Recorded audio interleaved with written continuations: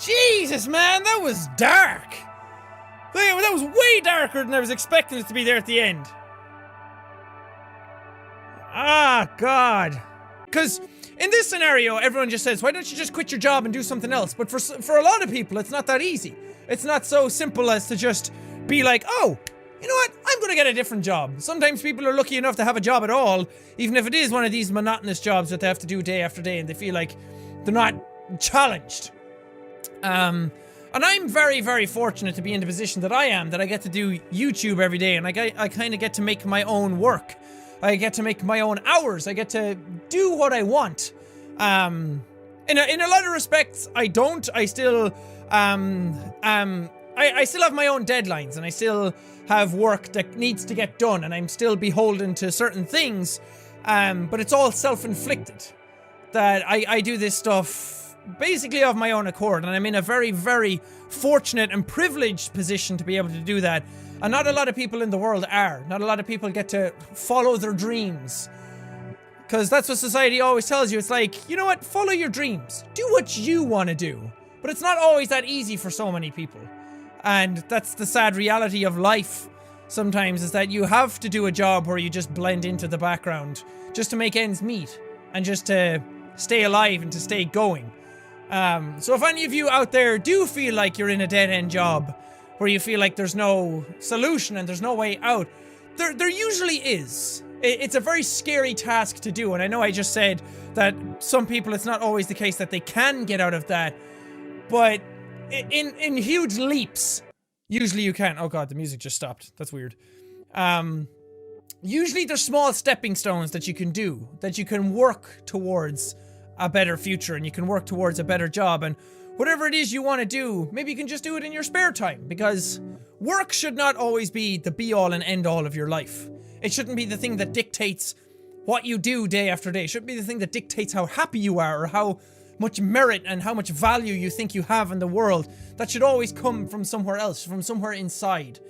That, like, I make YouTube videos, but at the same time, it's how I choose to do those YouTube videos that fulfill me. Because it's very easy to just do YouTube videos that gets you a lot of views, a lot of subscribers. It's very easy to go viral and just make some clickbaity content that has no value to anything. But I try to do my content the way that I feel fulfilled as a person. That I make content that makes people happy, or that I can open up somebody's mind. Like, these types of games are something that get people talking. Other types of games, like Tabs, or like when I used to do Happy Wheels, it was something that just got people entertained, that got them feeling like pumped up. And other times it's just a case of playing a game to make people feel like there's somebody there talking with them, a friend on the other side of the world, that you might not know me personally, but you still feel like you have a connection with me because I sit down and I play these games with you. It's not just me reacting to a game for entertainment. That is a factor to it, but it's also a case that you feel like you're sitting down with somebody you know, that if you met me in public, that I might not know you personally, but you feel like you have a connection to me, and that'll bridge that gap between creator and viewer. And I don't think I could make YouTube videos if it wasn't like that, if there wasn't some sort of connection there, because otherwise it rings very hollow. So if you feel like you have no way out of your job right now, and if there actually is no solution, then hopefully these videos are something that you can come back to each day and watch and feel like that there's somebody there who cares about you, and somebody who's there who actually talks to you and not at you. Because I feel like that's what a lot of YouTubers do. They talk at you to try and, I don't know, try a bunch of different things. There's a lot of different versions of YouTubers out there, but I want to feel like we're here together in this moment. And it's not just me talking to a camera or talking to a game. So I could talk about this subject all day. Just know that there's people out there who care for you. Reach out to a friend if you don't have any friends. There's always groups of people online that you can usually connect with. That's the beauty about the online world, is that we all belong somewhere. It's just a matter of finding where that somewhere is. So good luck on your journey to find that. And if you are at peace with what you're doing in life, then congratulations. That it's a very, very hard thing to do.